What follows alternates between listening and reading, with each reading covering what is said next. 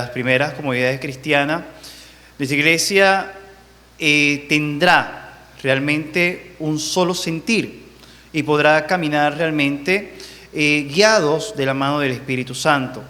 Si nosotros comenzamos a considerar que la iglesia es simplemente mía o es una parcela particular, nos será muy difícil comenzar a caminar de la mano del Espíritu Santo. Y aquí en el canto podemos ver lo que se usa, ¿no? Nosotros unidos, está en nosotros el Espíritu Santo. Y eso es lo que debe guiarnos en esta iglesia arquidiocesana de Cumaná. El tener un solo espíritu, un mismo sentir, el volver a las primeras comunidades cristianas.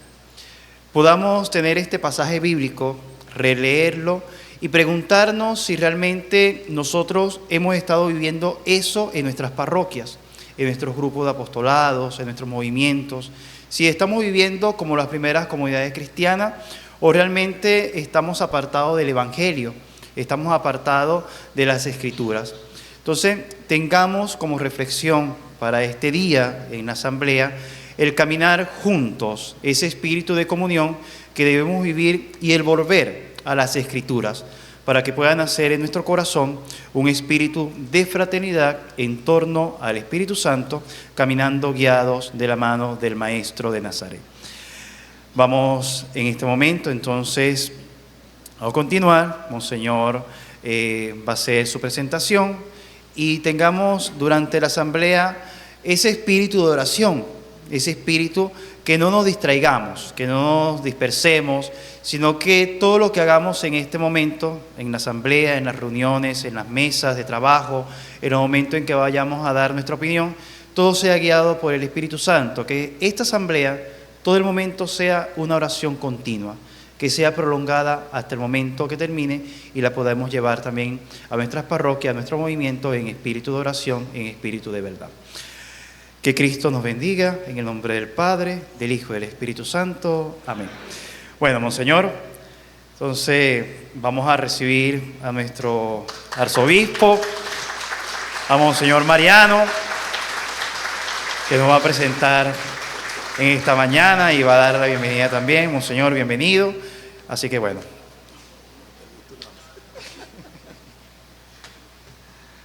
Muy buenos días. En primer lugar, me siento muy contento y alegre de que se esté realizando esta asamblea arquidiocesana de pastoral, algo que está dentro de lo que ya la Iglesia Universal está llamándonos a vivir, que es el espíritu de sinodalidad. Y a mí me pidieron que hablara sobre las pequeñas comunidades como signo de esperanza en la iglesia. Y vamos a hablar, pero para eso vamos a partir de una premisa, y es esa que está allí. La iglesia está para evangelizar, si no está para otra cosa. Nosotros hemos sido llamados por Cristo para evangelizar. Vayan y hagan de todos los pueblos mis discípulos, es decir, evangelicen y después bauticen. Pero primero está la evangelización. El bautismo viene después, pero viene después porque ya la persona está evangelizada, tiene conciencia de lo que está haciendo y viene el bautismo. Por eso partimos de que la iglesia está para evangelizar. La tarea de evangelizar es de todo el pueblo de Dios.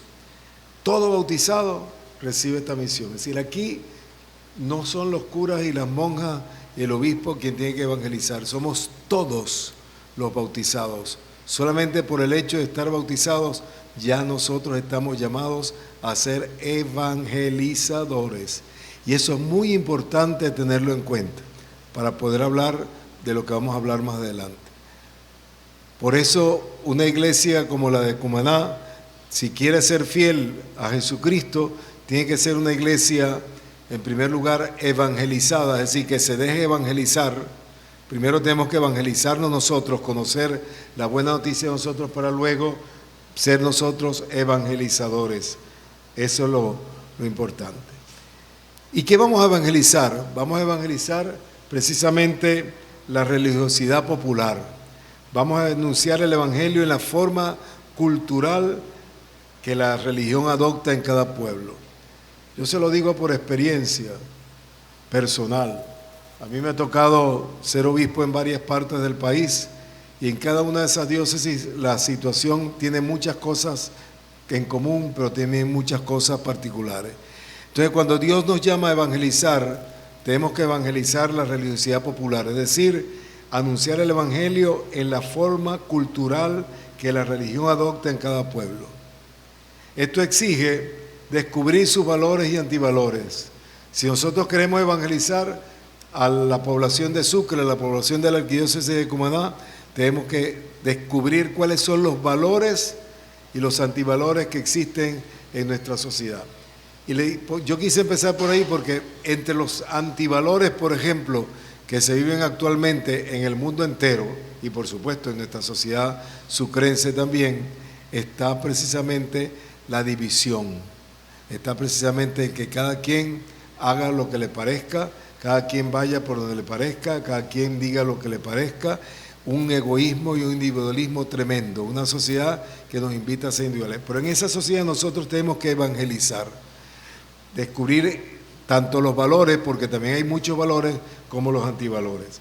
Conocer los símbolos y el lenguaje no verbal de nuestra comunidad. Es importante conocer los símbolos y el lenguaje no verbal de nuestra comunidad. Es incultural el Evangelio, es hacer el Evangelio parte de nuestra cultura. Ustedes, igual que otras diócesis de Venezuela, llevan un plan de renovación pastoral, ustedes lo llaman el Plan Padre. Ese plan de renovación pastoral tiene una sección que se llama Pastoral de Multitudes. En la Pastoral de Multitudes evangelizamos a nivel de sensibilización, es decir, cuando se habla, por ejemplo, voy a poner ejemplos concretos, la procesión de la Virgen del Valle o la procesión de Santa Inés, allí nosotros tenemos que evangelizar, pero nuestra evangelización ahí es simplemente sensibilización del pueblo. Sensibilizar a ese pueblo para que se enamore de Jesucristo, sensibilizar a ese pueblo para que conozca a Jesucristo, para que se acerque al Señor Jesucristo. Pero nos dice que todo cristiano tiene derecho a recibir en abundancia la palabra y los sacramentos. Por lo tanto, no puede quedarse nuestra pastoral simplemente en pastoral de multitudes, en donde sensibilizamos a la gente, pero ahí se queda todo. Sino que, como dice el concilio, tenemos todo bautizado tiene derecho a recibir en abundancia la palabra y los sacramentos. Y para profundizar la fe, precisamente entonces, para no quedarnos en la simple sensibilización, para profundizar la fe necesitamos las pequeñas comunidades. Ahí viene, por eso quise empezar por allí. Repito un poquito para tener contexto. Estamos llamados a evangelizar. Todos estamos llamados a ser evangelizados y evangelizar. Tenemos que evangelizar la cultura popular, la cultura de nuestro pueblo. No vamos a evangelizar la cultura de Roma. No nos corresponde a nosotros, le corresponde a los que están trabajando en Roma, ni a los costumbres de evangelizar a la sociedad norteamericana. Eso le toca a la sociedad norteamericana. A nosotros nos toca evangelizar la religiosidad popular de nuestro pueblo sucrense. Y ahí tenemos que ver los valores y los antivalores que existen en el pueblo. Y luego tener esa pastoral de multitudes para sensibilizar, para llamar a conciencia, para tocar el corazón de nuestro pueblo para que se acerque al Señor Jesucristo. Pero no nos podemos quedar allí, que muchas veces nosotros, los católicos, nos quedamos en eso y decimos, qué bonita. Yo me acuerdo, una vez me tocó, permítame relatarles algo personal. Una vez me tocó con un sacerdote en una parroquia que me dijo, estoy contentísimo, monseñor, porque en mi parroquia tengo 3 misas los domingos y siempre está full la iglesia, full, no cabe un alma en la iglesia. Y además, mire, las procesiones son hermosas, cómo va gente a las procesiones. Y yo dije, chicos, eso está muy bien, pero le pregunté, ¿cuántas personas caben en la iglesia cuando tú celebras misa? Bueno, paradas y todos los bancos llenos, como unas 400 personas. Entonces le dije, muy bien, 400 por 3 son 1200. 400 personas, son 1.200 personas que van a misa el domingo, que están sensibilizadas. ¿Y los demás? ¿Qué pasa con el resto de la población? ¿Qué pasa también, por ejemplo, con esa sensibilización, si se queda en pura sensibilización? Y me van a permitir una alusión un poco más personal. Y con esto no quiero ni regañar ni ofender, pero sí advertir. Aquí hay muchos emausianos, y está bien. El retiro de Emaús es un retiro muy bonito, es un retiro muy bello, que ayuda, sensibiliza a las personas, pero no profundiza la fe. La fe hay que profundizarla. Entonces, por eso decía que toda la sensibilización de que hemos hablado, de la evangelización, que el primer paso es sensibilizar, necesita, para profundizar la fe, necesitamos de estas pequeñas comunidades. El documento sobre América, cuando se hizo aquel sínodo continental de toda América con San Juan Pablo II, allí el Papa nos invita a conservar las parroquias, pero, dice el documento, cambiando su estructura para facilitar la participación de todo el pueblo, cambiando la estructura. Entonces, esto es algo que viene ya del siglo pasado. Este sínodo fue en los años 90 del siglo pasado, y ya ahí se nos decía que la parroquia tiene que mantenerse, pero cambiar sus estructuras para que haya mayor participación del pueblo cristiano. La parroquia debe organizarse en pequeñas comunidades, nos dice ese documento. La parroquia debe organizarse en pequeñas comunidades, sí, que no es algo nuevo, no es un invento del Papa Francisco, ni es un invento de la iglesia así de hoy para hoy, no, ya eso venía desde hace tiempo pidiendo que las parroquias cambiaran sus estructuras y se convirtieran en pequeñas, iglesias parroquiales de pequeñas comunidades. Son necesarias para que el pueblo evangelizado en la pastoral de multitudes, lo que decía anteriormente yo, ese pueblo sensibilizado en la pastoral de multitudes, que va a las procesiones, que va a la misa los domingos, que ese pueblo sensibilizado profundice su fe, profundice su fe. Si no, se va a quedar la fe simplemente en puros aspectos superficiales. Por eso la importancia de las pequeñas comunidades en la parroquia. ¿Qué son las pequeñas comunidades? No son grupos de oración. Voy a empezar por ahí. No son grupos de oración. Hay grupos de oración que está bien. Yo no estoy diciendo que sean malos. No estoy diciendo con esto que el grupo de oración sea malo. Pero las pequeñas comunidades no son grupos de oración ni ningún movimiento o asociación. No son grupos de ningún movimiento o asociación, ni tampoco son grupos simplemente de oración. Vamos a ver que se ora en las pequeñas comunidades, pero no son simplemente grupos de oración. Son familias vecinas que se reúnen no por un carisma especial, no porque todos son emausianos o todos son cursillistas, no. Se reúnen por lo que es común a todos, el ser cristianos. Si ya no se reúnen por un movimiento, porque son de la Legión de María, porque son de los cursillos de cristiandad, por lo que son de Emaús, porque son de la Acción Católica, no. Se reúnen, las pequeñas comunidades se reúnen por el hecho simple de ser cristianos. Participa todo tipo de personas, todo tipo de agentes pastoral, cristianos practicantes y gente de buena voluntad. Cuando se crean las comunidades, se invita a todos los vecinos a participar. No tienen que ser desde el primer momento cristianos practicantes todos. No, pueden ser también personas de buena voluntad que se invita, porque además de la sensibilización viene ahí la profundización en esas pequeñas comunidades. ¿Cuáles son los criterios para agrupar a la gente? Vecinos de la misma manzana o de calles paralelas, es decir, no que sea un vecino, uno que viva en Puerto Sucre y el otro en Caigüire y el otro en Barrio Brasil y el otro no. Personas, por eso la parroquia se divide crea pequeñas comunidades cristianas que el criterio primero es que sean vecinos, cercanos. No quiere decir que sean vecinos uno al lado del otro, pero que sean cercanos, por supuesto, ¿no? Y tiene que ser un número que permita la participación de todos, no ser un grupo de 50 personas. Una comunidad no es un grupo de 50 personas, es un grupo de un pequeño de personas. Por eso deben existir, en donde esto se ha puesto en práctica, y yo tengo la experiencia, y he conocido experiencias bonitas, no solamente en Venezuela, sino en América Latina, experiencias bien bonitas. La participación en estas comunidades, son pequeñas comunidades. En las parroquias a veces hay hasta 50, 60, 70 pequeñas comunidades.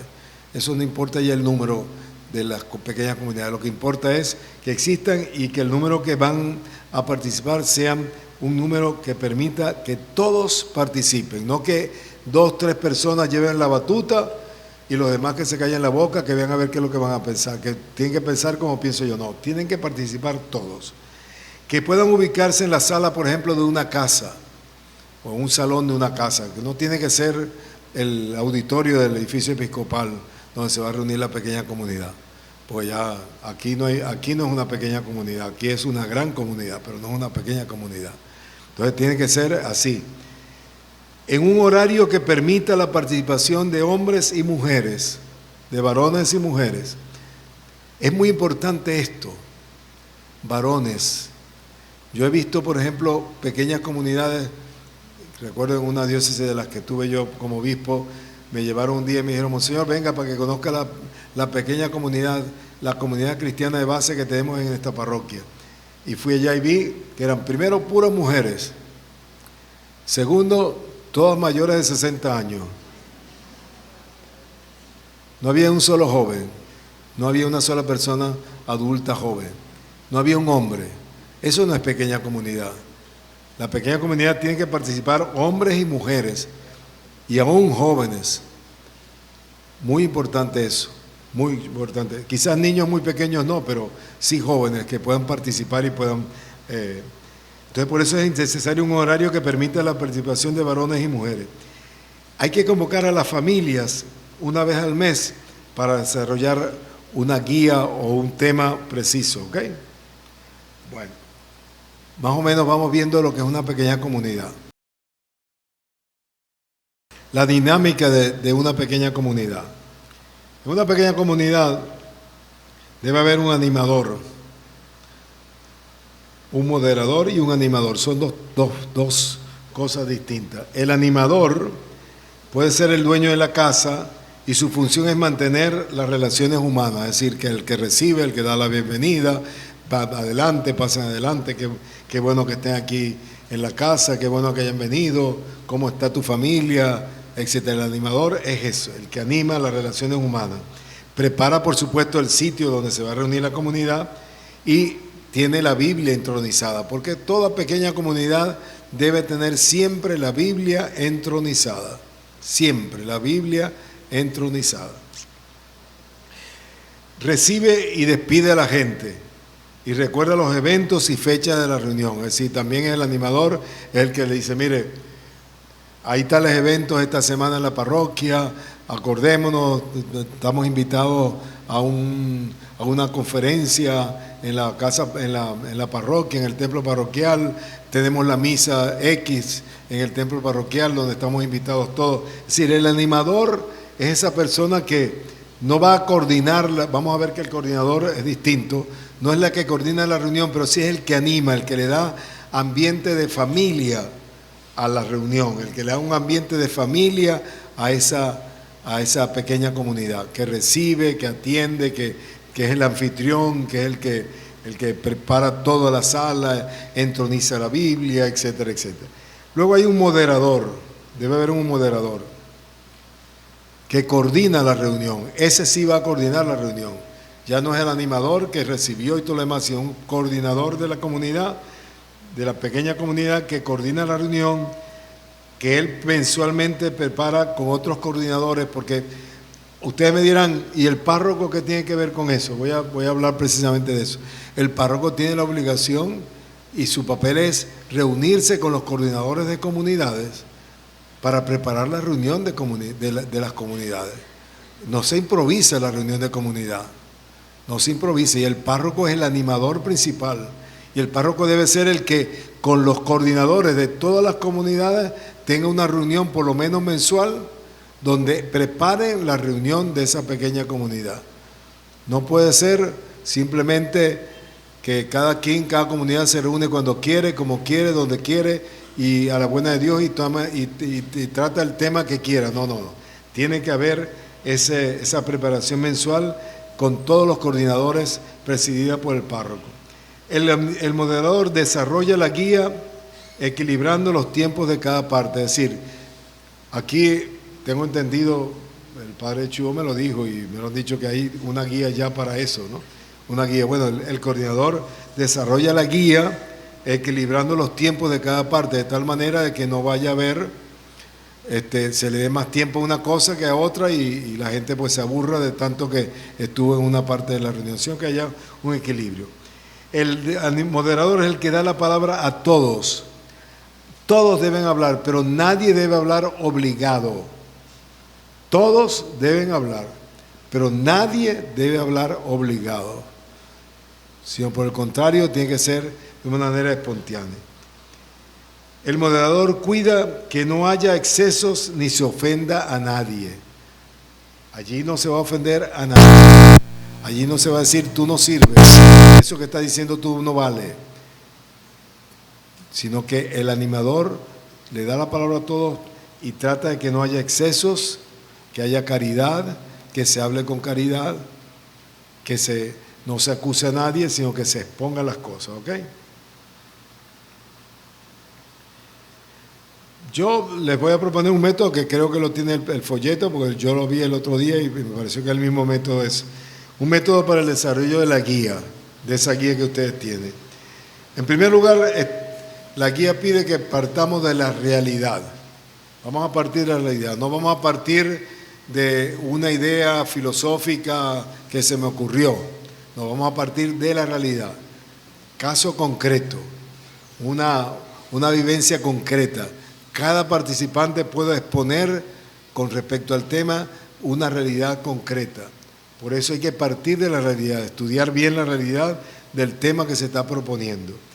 De allí se parte al número 2, que es la iluminación. Entonces, la iluminación es la palabra de Dios.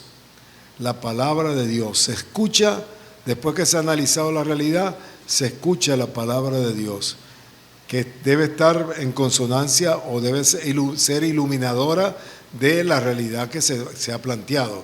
Por eso hay que preparar la reunión, no se puede improvisar reuniones. Hay que preparar bien la reunión para que la realidad y la iluminación correspondan. No que estudiemos una realidad y busquemos un texto por allá de no sé dónde que no tiene nada que ver, no ilumina nada con la realidad. Entonces, la iluminación. Y ahí entonces viene un tercer punto que yo llamo, o que se llama, no es el vocabulario mío solamente, se llama juicio profético. ¿Qué significa eso? A partir ya entonces de lo que la palabra de Dios nos ha dicho y a partir de lo que hemos estudiado en la realidad, hacemos como una especie de juicio. Ok, cónchale, por ejemplo, estudiamos la realidad de que hay mucha gente, qué sé yo, vamos a inventar un tema ahorita rápidamente aquí, la pobreza. Hay una marginación tremenda, o sí. Entonces se ilumina con la palabra de Dios y se dice, bueno, cónchale, la palabra de Dios nos invita porque Jesús predicó que teníamos bienaventurados los pobres, por lo tanto la palabra de Dios nos invita a que nosotros trabajemos con los pobres en su problemática, ayudándolos, liberándolos de la pobreza, etcétera, etcétera, etcétera, lo que sea. Estoy inventando rápidamente por poner un ejemplo más concreto. Pero entonces eso es lo que es el juicio profético.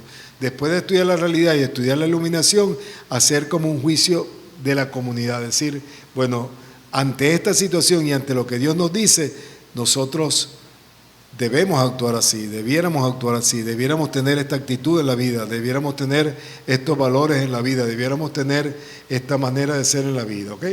Y finalmente viene el cuarto punto, que sería el compromiso.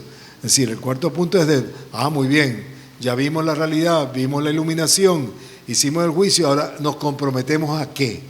No, porque si no va a quedar todo en puro bla, bla, bla, bla, bla, bla, y muy bonito todo, pero no se llega a nada concreto. Entonces la comunidad se compromete.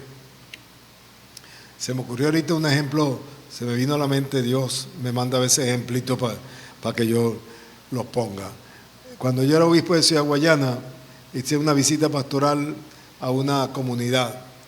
Y yo recuerdo muchísimo que iba con el párroco, unas monjas que trabajaban en la comunidad, unos laicos de la Legión de María, la señora Gesta, la señora catequista. Íbamos varios caminando por el barrio, porque la visita yo acostumbraba a hacer así, caminaba por el barrio para conocer el barrio lo mejor posible. Y de repente vi así que detrás de una casa había como una enramada y una persona acostada en un catre sucio, horrible, negro. Y le dije, vamos a acercarnos ahí. Allí vimos, era un señor de 40 y pico de años que parecía que tuviera 80 años, abandonado por su familia, a lo mejor no era un santo, a lo mejor la familia lo abandonó por sinvergüenza, pero eso no nos importa a nosotros. Estaba abandonado ahí, era diabético, tenía reumatismo, sucísimo, flaco. Bueno, nos pusimos a hablar con el Señor y ahí descubrimos todas esas cosas. ¿Y por qué no vas al médico? Porque no tengo nadie que me lleve. Y que estás tomando la medicina, no tengo plata para comprarla. Es decir, totalmente abandonado. Y frente a una mesita con unas ollas ya con moho de las sobritas que le habían quedado de una de las tantas comidas que le habían llevado cuando se le ocurría llevarle alguna cosa ahí. Bueno, terminamos de visitar, yo salí. Esperé como una cuadra y media más allá. Cuando terminamos la cuadra y media, que caminé a la cuadra y media, me volteé y le dije, mire, ustedes son católicos. Y me dijeron, sí, monseñor, ¿cómo nos va a decir usted? ¿Cómo nos va a preguntar que si somos católicos? Sí, somos católicos. Y yo creo que ustedes no son católicos. ¿Y por qué usted dice eso, monseñor? Bueno, porque un católico no puede dejar a una persona abandonada así. Y ustedes pasan todos los días por aquí, lo ven, y ninguno de ustedes se ha dignado a hacer algo por ese señor.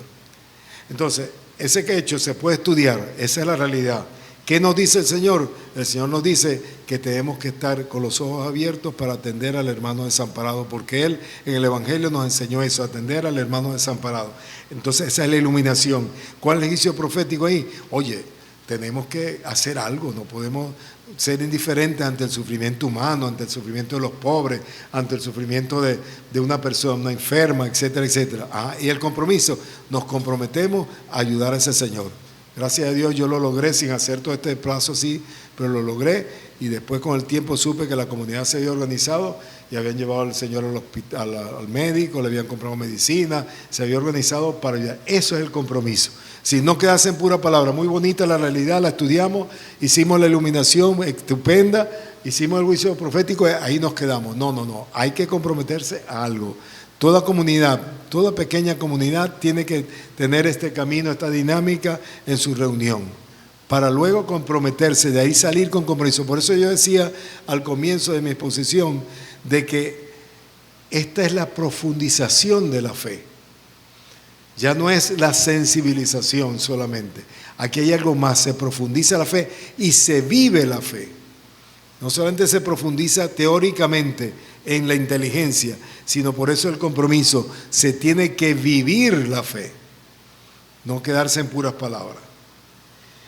Entonces la realidad, bueno, ahí está parte de un hecho de vida que codifica una situación vivida por los participantes, como hice yo ahorita, pues un hecho de vida que yo expuse.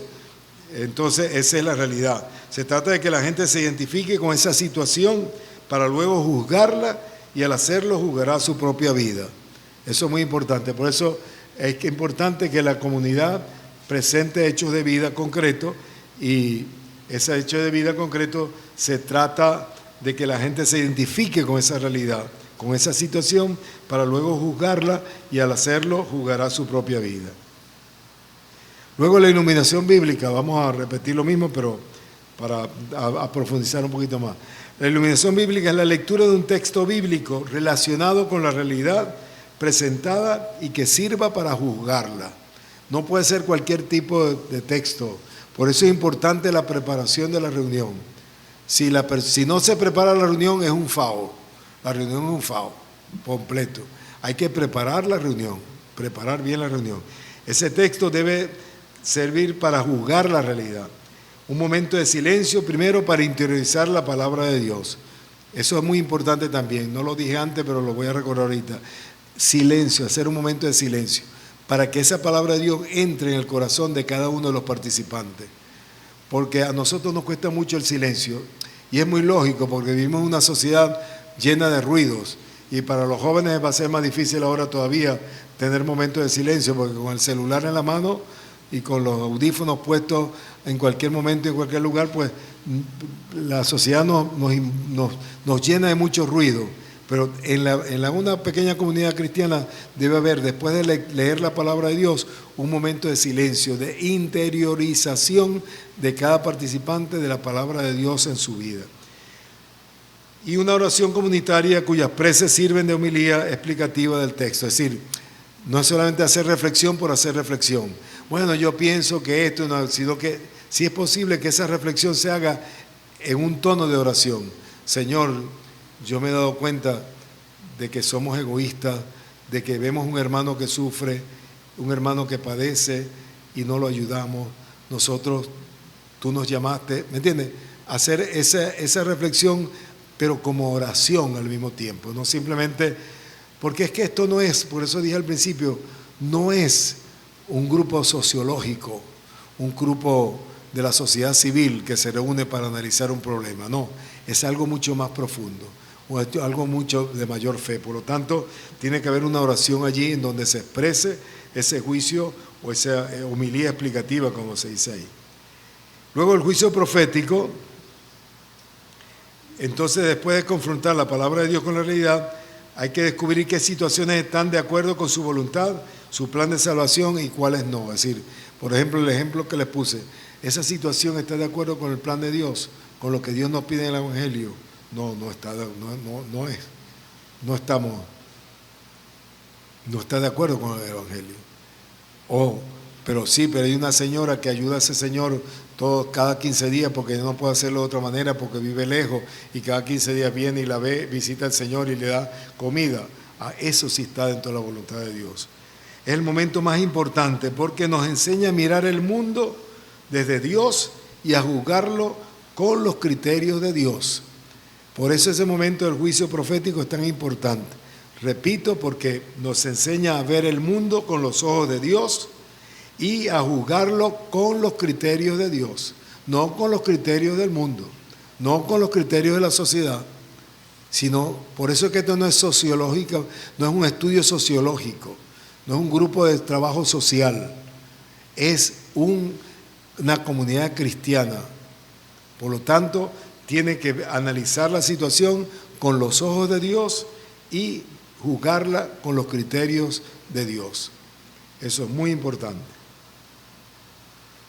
Y luego viene el compromiso, como le dice. El grupo formaliza en un compromiso concreto lo que quiere hacer para responder a la voluntad de Dios, descubierta en el juicio evangélico o confrontación entre palabra y vida. Lo que yo decía anteriormente, pues después, completo. Nos comprometemos a esto, punto. En ese sentido. Bueno, se proponen ahí otras cosas, ¿no? Ayudar a las comunidades a crecer, cada año reconvocarlas y crear nuevas. Hay que crear nuevas y convocarlas. La diócesis donde fui yo obispo en Ciudad Guayana ya llevan varios años convocando, hacen pequeños encuentros de las comunidades cristianas y se reúnen las comunidades cristianas, se hace una fiesta grande, se llama la fiesta de la fraternidad. Se hace una fiesta grande, van todas las comunidades cristianas, se hace oración, se hace animación con canto, se hace una reflexión, se hace todo, pero es bueno convocarlas de vez en cuando para que se apoyen, porque también cuando uno ve que hay otras comunidades como la que tengo yo, que está trabajando y que lo está haciendo así, que lo está haciendo asado, eso ayuda a animarse a las comunidades, ¿ok? Bueno, aquí lo que pasa es que hablo con el vocabulario que teníamos en la diócesis. Los equipos coordinadores zonales revisan, porque en cada zona debiera existir un equipo coordinador zonal, revisan con los animadores las listas de comunidades y organizan visitas personales a las familias para animar, porque también si ustedes dejan la comunidad las comunidades cristianas solitas y no las animan, se fregaron. Tanto el párroco como el equipo coordinador zonal deben estar constantemente animando a estas comunidades. Se invita a participar en los grupos a quienes soliciten sacramentos. Entonces, por ejemplo, que me bautizo, que los invitamos. Bueno, qué bien, chévere. ¿Por qué no se acerca? Mira, en su barrio, en su organización, hay 2, 3 comunidades cristianas. ¿Por qué no se acercan y participan? Los invitan a eso, ¿ok? Y todas las áreas pastorales y todos los secretariados trabajan para el crecimiento de los grupos. Entonces también el secretariado de Pastoral Juvenil va a trabajar también con esas pequeñas comunidades en cuanto a los jóvenes se refiere. Secretariado de Catequesis en cuanto a la catequesis, etcétera, etcétera. Y los moderadores reciben la capacitación permanente, jornadas, cursos bíblicos, es decir, no es crear comunidades por crear comunidades, decir, yo tengo en mi parroquia 20 comunidades, pero las tengo abandonadas, así cada quien anda por su cuenta. No. Tiene que haber toda una animación, tiene que haber toda una formación, cursos bíblicos, animación bíblica, todo eso tiene que darse en esas comunidades.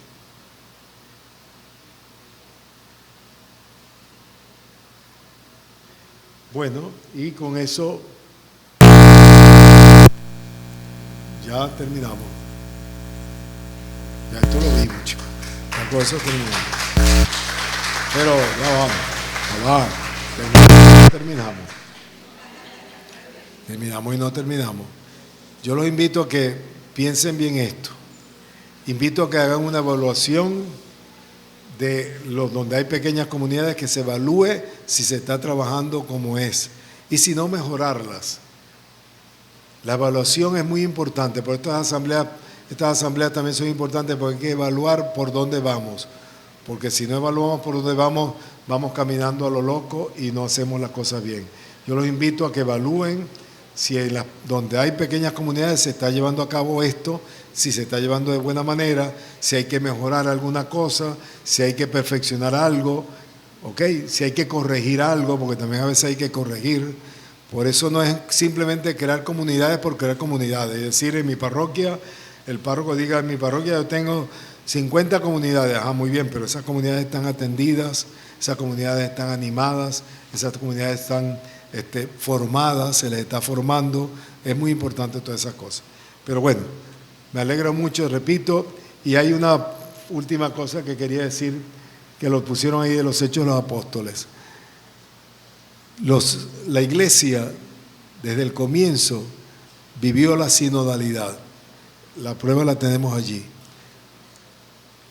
Los apóstoles eran los apóstoles, pero los demás cristianos no por eso dejaban de ser evangelizadores. Y encontramos a personas que no eran apóstoles y que evangelizaban también. Y también nos pasa a nosotros.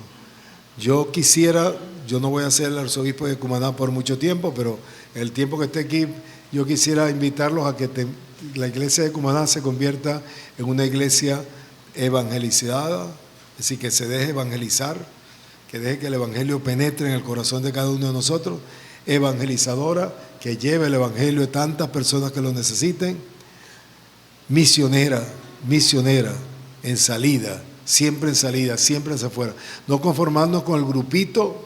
Esto está fuera de lo que tú me dijiste, pero no importa. No conformarnos con el grupito. Yo estoy contentísimo porque en mi parroquia tengo tales grupitos. No.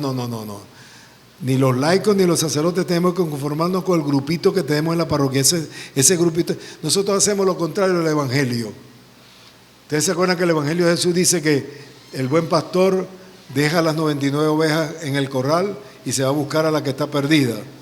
Nosotros dejamos una oveja en el corral y dejamos las 99 perdidas que se pierden y nos quedamos cuidando la única que tenemos en el corral. No, hay que salir, hay que ver, hay que visitar, hay que conocer, hay que invitar, hay que entusiasmar, hay que sensibilizar a la gente. Por eso tiene que ser una iglesia de Cumaná, tiene que ser una iglesia misionera en salida.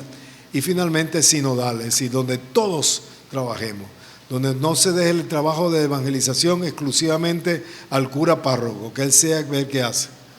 Yo me acuerdo también cuando estaba yo obispo de Apure, una vez me llegó una señora y me dijo: Monseñor, ¿qué está haciendo usted? ¿Qué está haciendo la iglesia? Porque los evangélicos nos están colmando los barrios, nos están tomando a la gente y cuestiones. Después que habló la señora le dije: mire, Yo sé lo que estamos haciendo nosotros, yo sé lo que me toca hacer a mí, pero ¿y usted qué está haciendo? Ah, no, pero es que yo no soy cura. Ah, pero ¿qué no importa? Tú también eres bautizada, por lo tanto tú también tienes la responsabilidad de evangelizar. No es exclusividad del sacerdote, no es exclusividad de la monja, no es exclusividad del obispo, sino del diácono, sino de todos. Muchísimas gracias y espero yo que esta asamblea sea provechosa para que la arquidiócesis de Cumaná siga adelante como siempre lo ha hecho.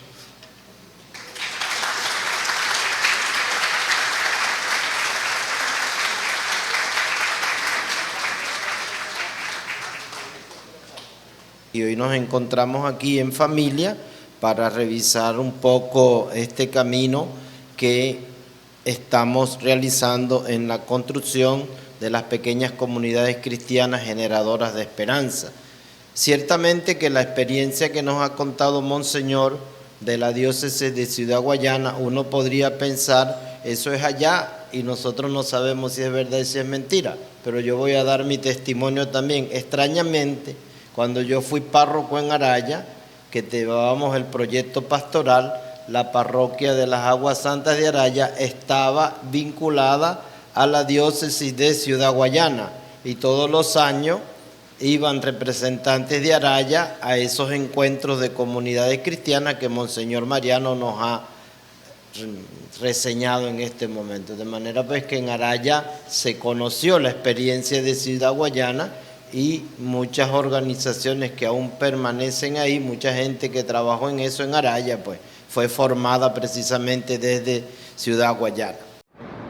En el marco de la celebración de nuestra asamblea de pastoral arquidiocesana, estuvimos brevemente revisando una consulta a través de los cuales nuestros sacerdotes junto con sus consejos pastorales debieron presentar el retrato de la vida de la parroquia en cuanto a su estructura organizativa, en cuanto a los proyectos de formación y en cuanto a la incidencia en la misma construcción e implantación de estas comunidades cristianas dentro de los distintos sectores que conforman la vida de la parroquia.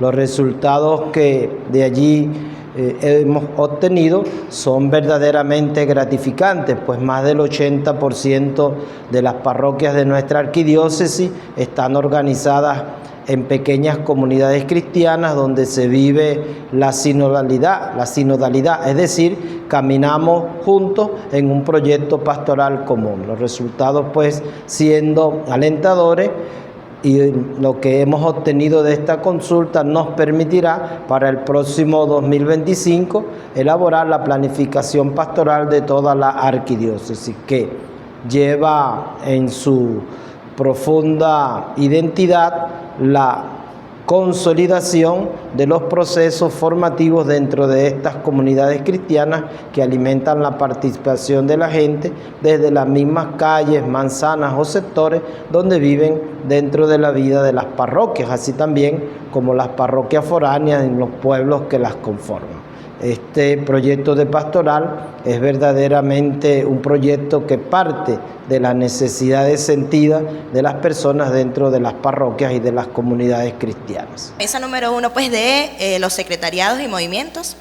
Para la primera pregunta tenemos las siguientes propuestas y respuestas a estas interrogantes. Pues la primera que vemos es que debemos revisar las estructuras internas de nuestros secretariados y movimientos para incentivar a que haya delegados zonales.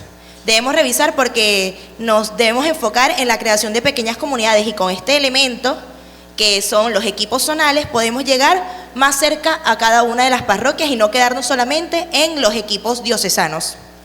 También debemos promover una acción pastoral común entre los secretariados y movimientos.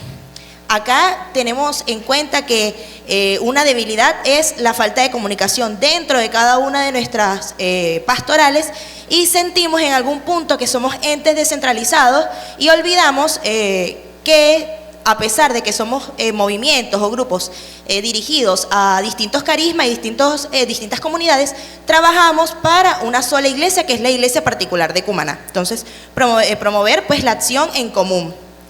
Y para la segunda pregunta, que va enfocada a la formación, proponemos incentivar una verdadera espiritualidad cristiana a través del estudio de la Biblia, teniendo conocimiento de la Iglesia y la acción pastoral de los secretariados y movimientos. Cada pastoral y secretariado tiene sus procesos de formación particulares, pero consideramos que no solamente debemos quedarnos en ellos, sino que también debemos nutrirnos de cada uno de los procesos formativos de nuestros secretariados y de los equipos de la diócesis. Cada uno tiene carismas que debemos rescatar y no por ser, por ejemplo, pastoral juvenil, no podemos nutrirnos de un secretariado de vocaciones o de un cursillo de cristiandad o cualquier pastoral o carisma que haya acá en la diócesis. Debemos también unirnos en comunión para fortalecer estos procesos de formación. Gracias. Estas son las respuestas. La comunidad del grupo número 3, Madre Candelaria de San José. Hicimos un pequeño resumen a partir de la primera pregunta y la segunda. La primera pregunta, varios aspectos. En primer lugar, la conciencia social. En nuestras parroquias existe poco sentido de pertenencia. Muchas veces participamos en actividades, formaciones, celebraciones, pero inclusive no sabemos ni el porqué, ni el alcance, ni nos identificamos con eso. Sencillamente vamos porque el grupo va. Ojo, no estamos diciendo todos, sino la gran mayoría. Es la realidad del grupo. Participación de los fieles. Poca participación en las Eucaristías y en las actividades parroquiales.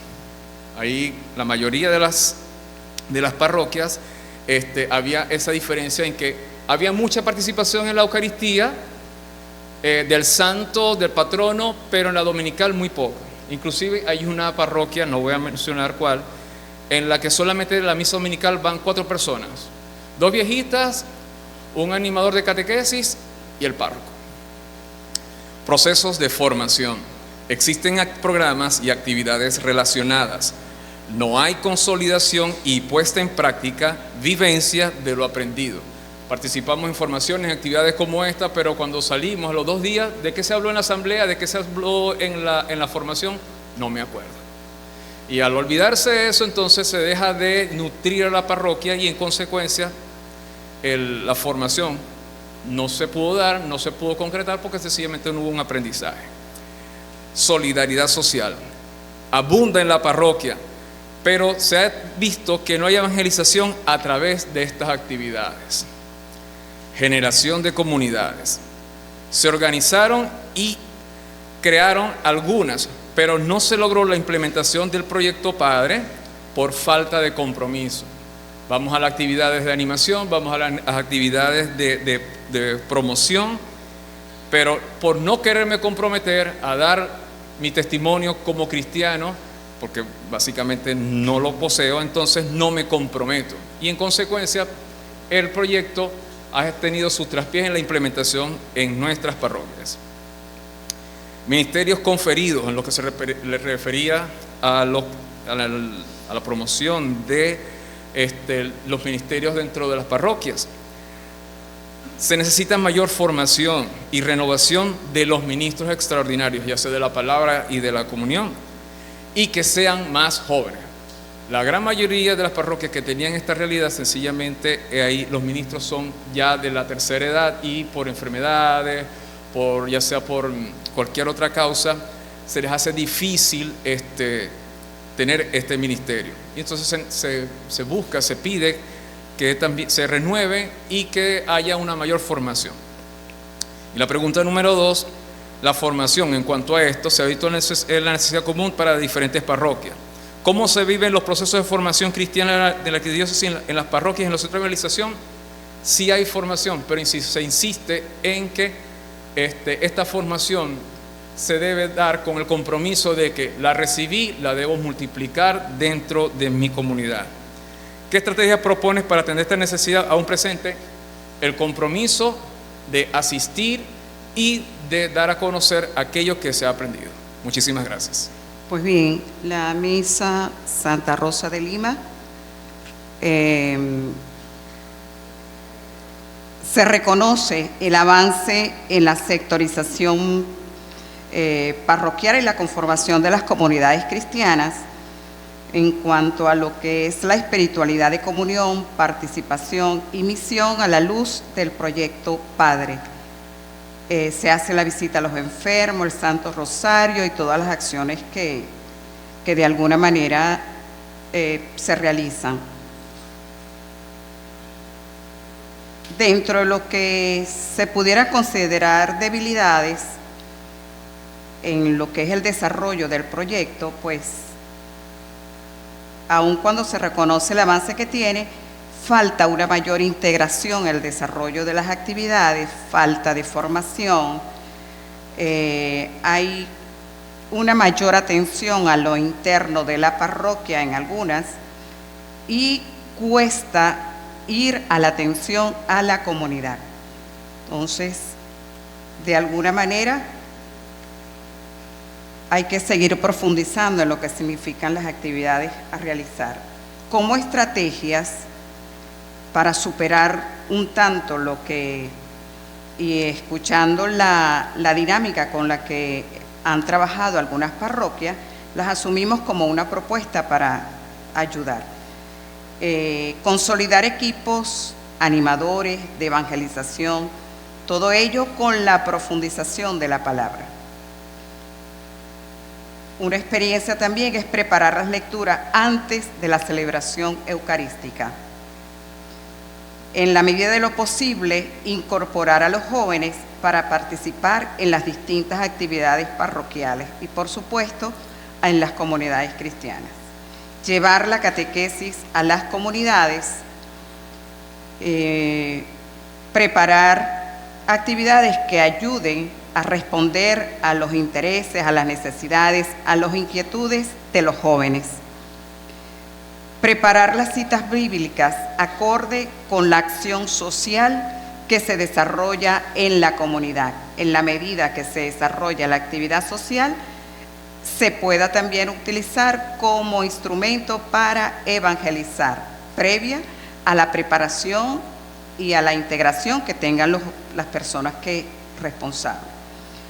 Crear una escuela de teología para laicos, esto como una opción para la formación y que todos podamos tener suficiente preparación para la evangelización. Formar a los servidores de la parroquia para que realicen las lecturas, sobre todo las lecturas dominicales, que no sea imprevisto la persona que vaya a leer, sino que sea una persona que de antemano haya preparado las lecturas. Muchas gracias. Con respecto a la primera pregunta, se puede decir que en la mayoría de las comunidades se cumplen estos indicadores. Existe un máximo nivel en cuanto a la conciencia eclesial, implementación del proyecto Padre, gran participación de los fieles en algunas parroquias. El proceso de formación es constante. Con respecto a las comunidades cristianas, muchas ya están organizadas y otras están en proceso de formación. En cuanto a la implantación de nuevas pastorales, se les está dando la oportunidad a nuevos integrantes. Estrategias: continuar evangelizando, realizar actividades deportivas para llamar la atención de los jóvenes, tratar de conocer sobre la religiosidad popular de cada sector y promover las novenas dentro de la comunidad.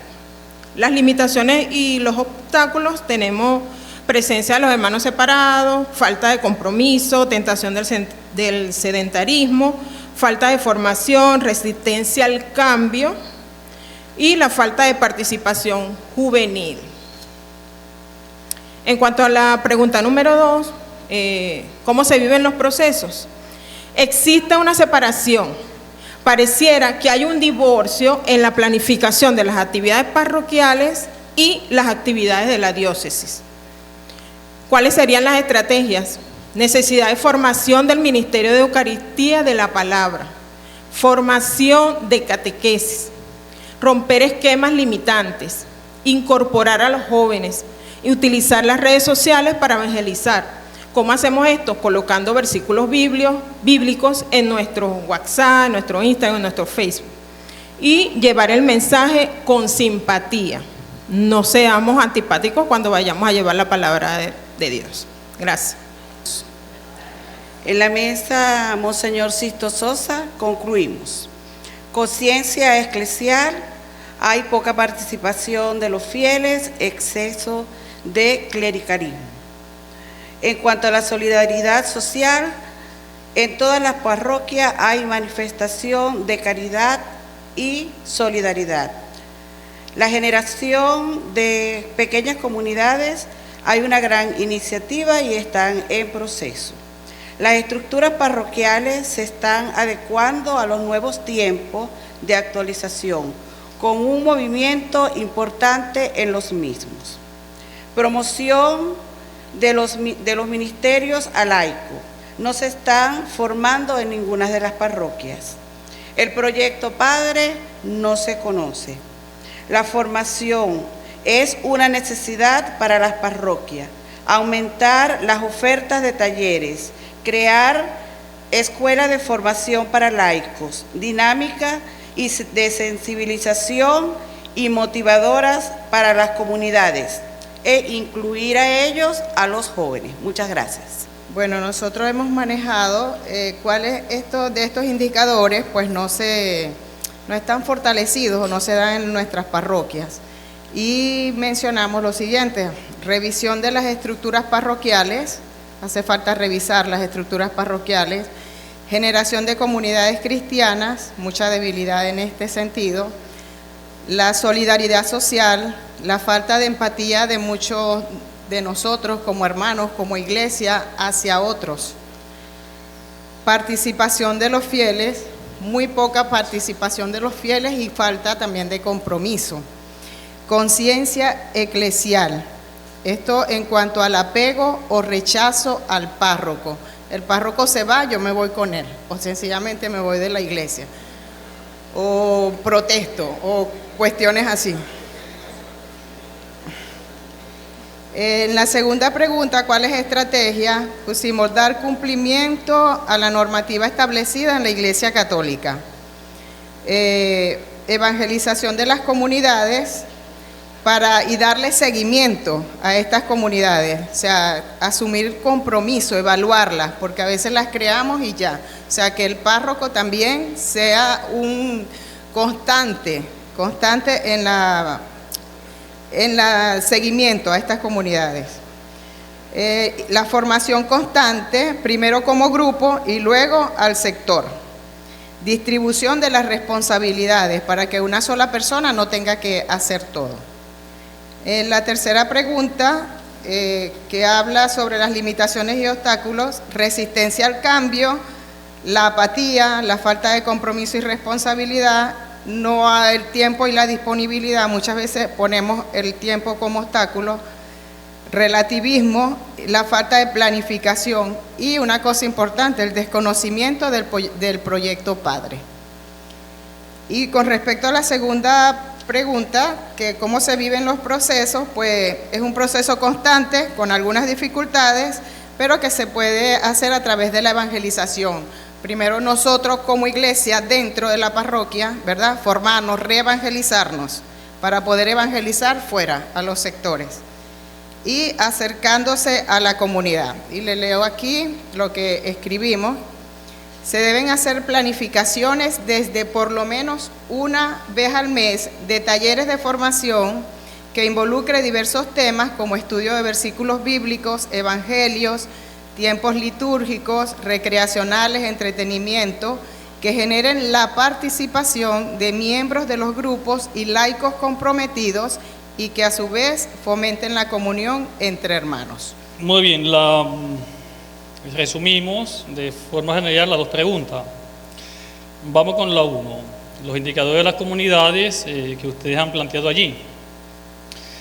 Allí encontramos nosotros los indicadores de las estrategias. En las estrategias que debemos implementar es reconocer que lo que nosotros tenemos es lo que hemos sembrado en el tiempo, lo que tenemos hoy, lo bueno y lo malo es lo que hemos trabajado, hemos hecho. En las estrategias debemos compartir las herramientas que hacemos en cada parroquia, cada sector, cada comunidad, ser capaz de compartirlo con la zona, con los demás. Reconocer las fallas, también tenemos que hacer eso, o sea, evaluarnos y ver, no decirle a Monseñor en el informe todo está bonito, no, reconocer las fallas que hay. a nivel personal, a nivel parroquial, a todos los niveles, reconocer dónde estamos. Reconocer también el trabajo del otro. Caminar junto es reconocer al otro del hermano. Es miembro de la iglesia, es sacerdote como yo, es un laico, es un hermano, y por lo tanto debo reconocerlo de esa forma. Y aprender a acercarnos. No valoramos a los demás, los descalificamos, los vemos como menudas personas, menos capaces, menos inteligentes, con menos formación, y tenemos que aprender a acercarnos.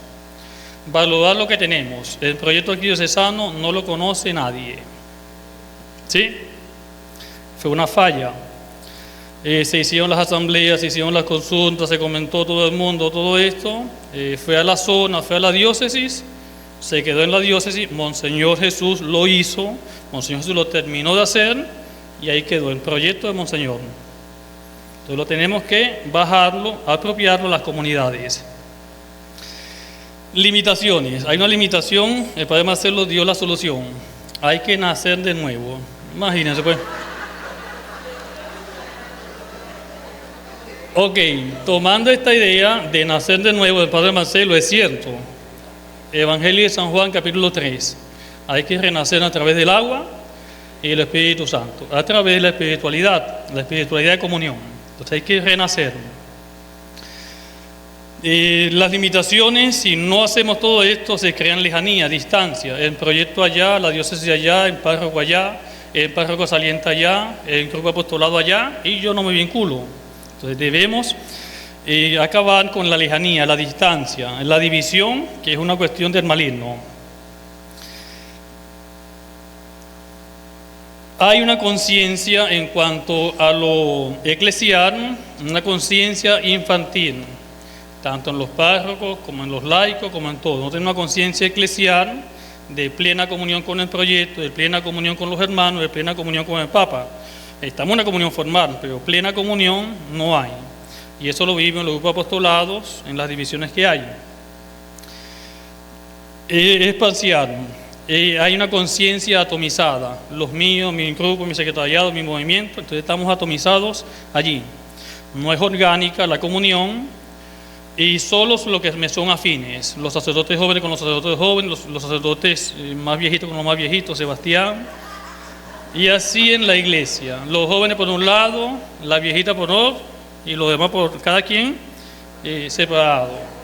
Ok, cada quien tiene sus herramientas, cómo hacer el trabajo, cada quien, cada sector tiene elementos positivos, que tenemos que ponerlo en servicio de los demás y así fortalecer la comunión. El proyecto diocesano es desconocido, por lo tanto no hay proyecto parroquial. Eso de 50-50 es falso. 80-20 quizás. Entonces los proyectos parroquiales no existen. Hay dinámicas, caminamos en la catequesis, caminamos en esas dimensiones, pero Sebastián dice que estamos dando pasitos. Pocos pasitos, como niños recién nacidos. Ok. Entonces, en proyecto parroquial tenemos que sentarnos a hacerlo, a sistematizarlo, a ubicarlo bien. Ok, algunos sectores, algunas parroquias lo tenían vivos, activos, muy bien, estaban funcionando y han decaído muchísimo. La disposición del párroco. ¿Por qué no funciona esto? Porque el párroco se reúne con lo suyo. 5 personas que responden son las 5 personas que hacen todo. Eso no es comunión, eso no es sinodalidad, pero son las personas que se comprometen a trabajar. No hay más nadie. Los demás por la situación del país, situación personal, una situación de fe deformada, no participan, no se comprometen. Entonces ahí está un desafío en este ambiente. Siempre los mismos, hay que renovar. Aquí hemos cambiado un poco la dinámica de este año. Hay como un 50% de los viejos que siempre participan y un 50% de personas nuevas que primera vez que vienen a la asamblea. Eso es positivo. La participación, bueno, estamos hablando de lo mismo, la participación. Los grupos no asisten o no responden. O sea, tú motivas, invitas, dices y la gente se resiste. Igual la formación, piden formación, piden formación, piden formación. Cuando se da la formación, catequesis de adulto, ¿quién va? Cuando se da una formación de una vez a la semana, ¿quién va? Nadie va por la situación, estoy ocupado, que no puedo. Entonces, hay una cosa allí que no convence. Ok, la formación, ciertamente, la sectorización la llevamos por la piedad. La piedad, las novenas, una fiesta al año, pero no es suficiente eso. O sea, Monseñor planteó una estrategia nueva, una vez al mes reunir a toda la comunidad. Monseñor Jesús planteó la catequesis, una vez a la semana en las comunidades. Pues tenemos que definirnos, tenemos que clarificar qué es lo que se nos pide. En cuanto a eso también, la formación, hay una formación diocesana, una formación nacional, y a veces nos habituamos a responder solamente a eso. Nos están pidiendo las encuestas, nos están pidiendo esto, y respondemos solamente a eso. Y hay dos dimensiones también. La gente que la llaman los secretariados, pastoral juvenil, catequesis, caita, lo que sea, abandona el trabajo parroquial. Entonces ahí también, cuando dicen, ¿alguien va para el secretariado? El sacerdote lo que hace, no, déjalo aquí. Entonces no hay una continuidad allí. Y estamos muy cómodos. Si estamos cómodos nosotros, los sacerdotes, los grupos de apostolado, con lo que estamos, con una pastoral de conservación, vamos a ir disminuyendo cada vez más. Y por allí hay mucha resistencia al cambio. No queremos cambiar, ¿sí? No queremos un proyecto nuevo, no queremos la catequesis nueva. Hay resistencia a esos cambios que se está planteando. Muy bien, le dejo entonces a Sebastián.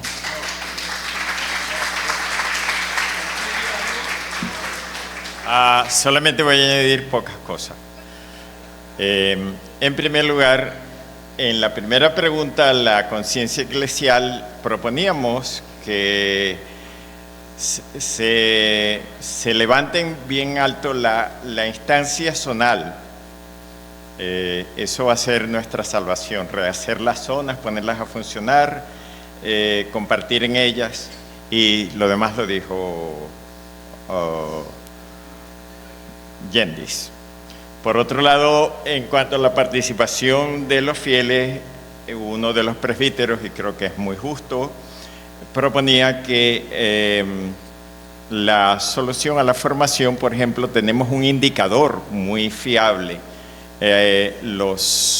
La catequesis de adultos que propuso Monseñor Jesús González, todos los tomos, o la gran mayoría de los tomos, no se han vendido, reposan todavía en la curia.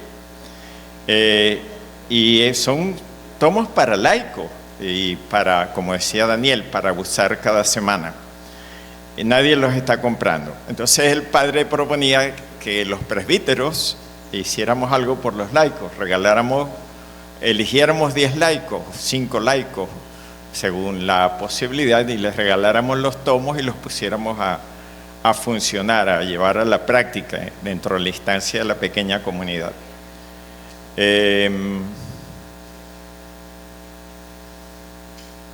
Gracias.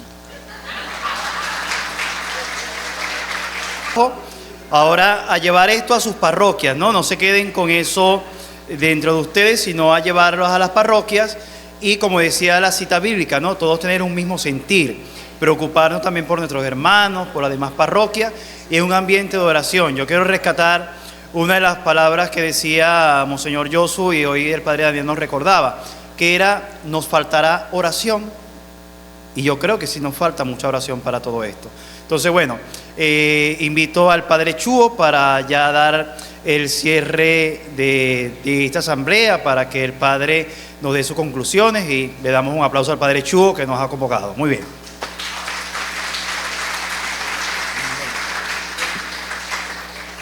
Primero que nada, hermanos, darle las gracias a todos mis hermanos en el sacerdocio, nuestros diáconos y todos los agentes de pastoral, pues que están aquí presentes.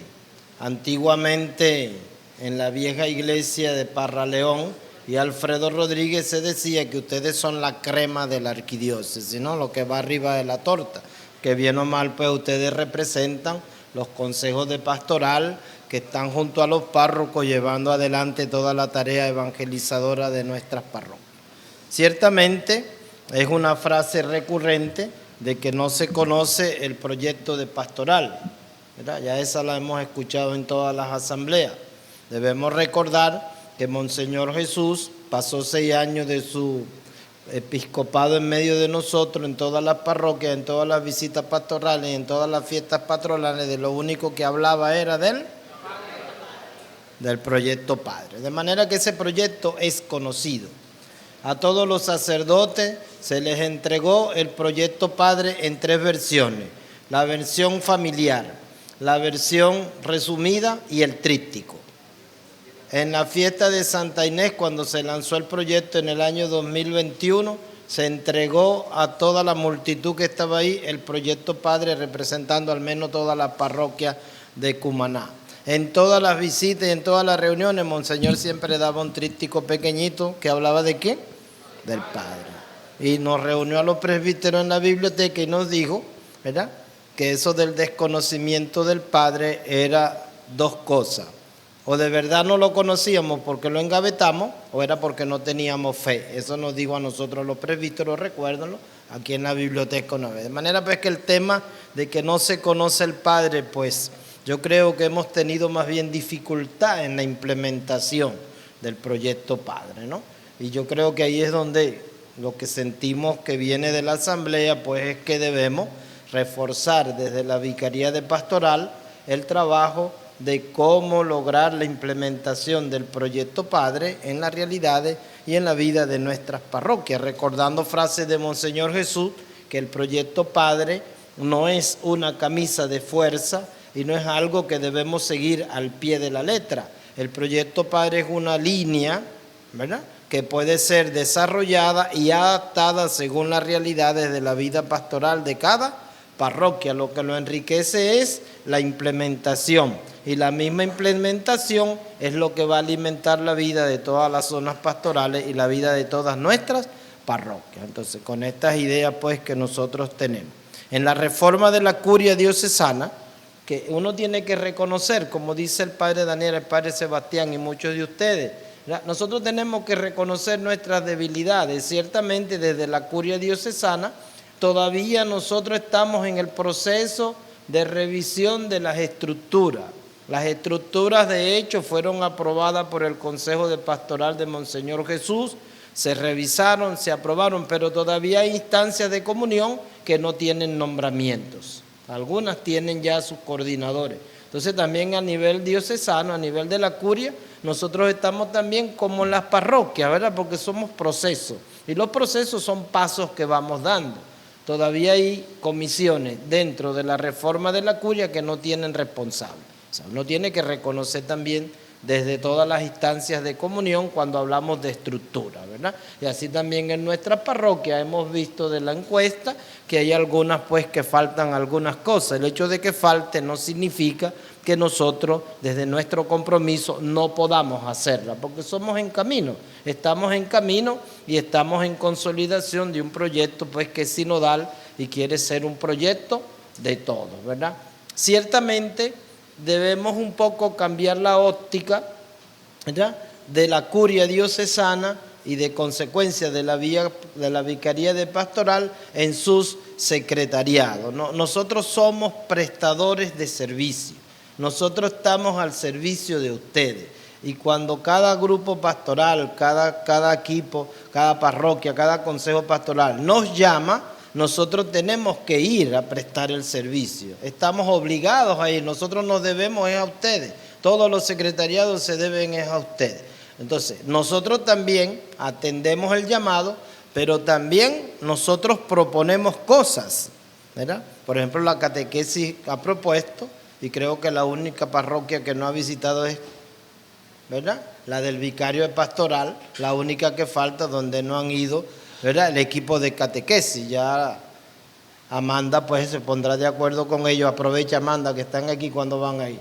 Y entonces ellos proponen cosas también para nosotros, de manera que se crea una comunión sincrónica, ¿no?, de la parroquia hacia la curia y de la curia hacia la parroquia. A veces los canales están rotos, ¿verdad? La encuesta, además, tiene otros indicadores que no hemos dicho, porque esa encuesta no tiene el carácter evaluativo ni de juicio final para las parroquias. Eso no es un instrumento de control, es al contrario.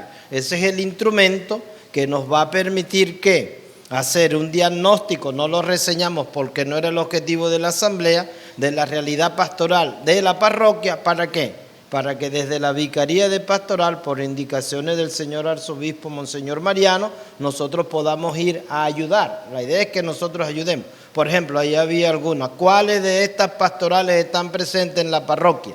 Bueno, alguna parroquia pudo no poner, no tengo pastoral social. Entonces nosotros, cuando ya tengamos el dato de cuál es la parroquia que no tiene pastoral social, la profesora Natalí es la responsable desde la Cáritas y desde la pastoral social diocesana.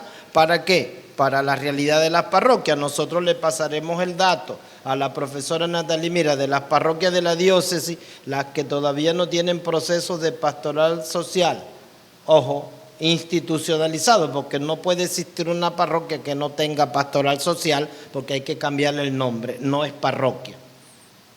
La parroquia tiene 4 dimensiones, no vamos a dar la clase de teología, pero si una parroquia no tiene pastoral social, no es parroquia. Llámenla ONG, llámenla como cosa, aunque esté decretada por el arzobispo, pero no funciona como una parroquia, porque esa dimensión es una de las más importantes, ¿verdad? Y entonces se le señala a la profesora Natalí, ella activará los canales para entrar en contacto con la parroquia o centro de evangelización para comenzar los procesos de formación y consolidación. Y lo mismo vale para la pastoral familiar, catequética, juvenil, etc. Entonces, recordar pues que la Vicaría de Pastoral es simplemente el enlace entre las parroquias, la zona pastoral y la arquidiócesis como prestadora de servicios, ¿verdad?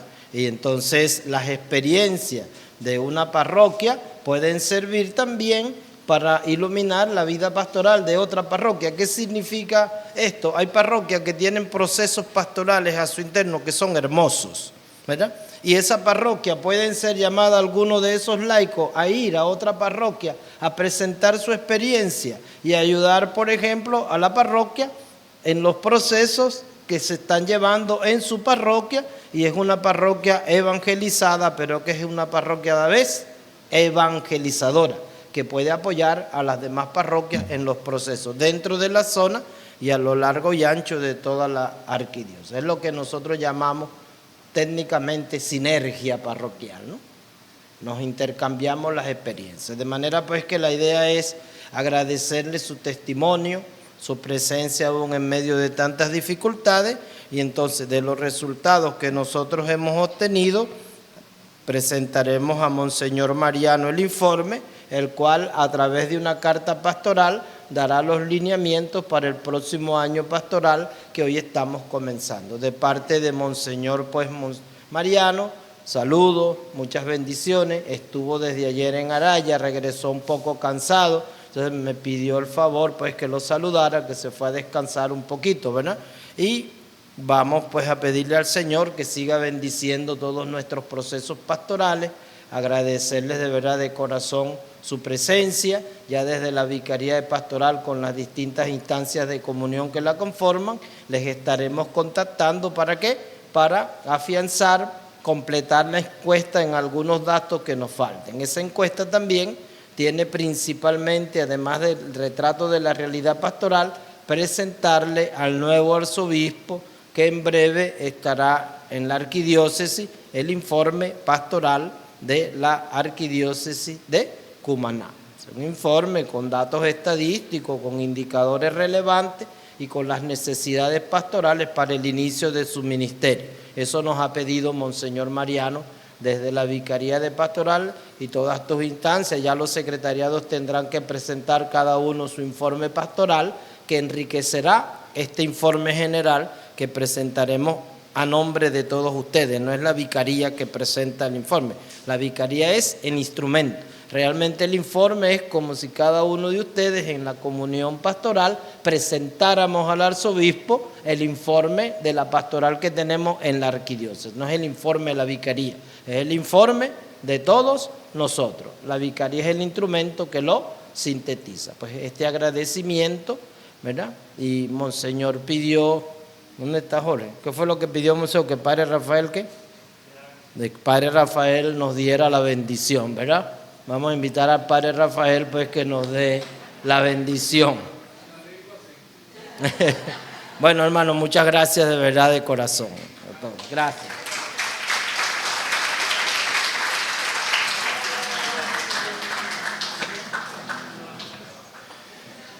Bien, estamos esperando eso, que diera la bendición, sí. Cierto, bien, muchas gracias. También quiero agradecer. No me van a matar. Muchísimas gracias al equipo organizador de la Asamblea de Pastoral. Me reviraron los ojos. Gracias por su entrega, por su cariño. Es el que está siempre detrás, pues son los que uno no ve, pero que desde hace ya más de 15 días están preparando esto para todos ustedes. A todos ellos, pues muchas gracias. Bien. Hoy hemos aprendido algunas palabras sociológicas, técnicas, científicas, sin existencia, ¿cierto? Nosotros nos quedamos con las 4 características de toda comunidad, como dice San Pablo, las primeras comunidades. Una comunidad reunida en la escucha de la palabra. Segundo, una comunidad reunida en la Eucaristía, que siempre la hacemos. Tercero, una comunidad de amor, que a veces, aunque del arroz nos dieron amor, compartir. Y cuarto, una comunidad misionera. Son las 4 características, esas son más nada, pero nosotros le colocamos más. Claro, las ciencias auxiliares nos ayudan en el proceso de pastoral, pero si nos quedamos como con las cartas de San Pablo, ahí tenemos todo.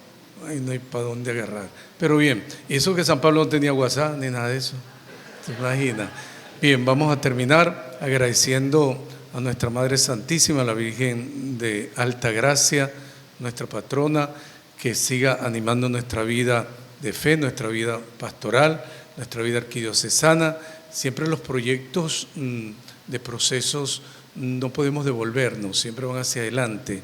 Por eso le pedimos a ella que nos siga acompañando con esa frase que utilizó en la boda de Caná: hagan lo que Él les diga. Y para hacer lo que les diga necesitamos unirnos más a ella.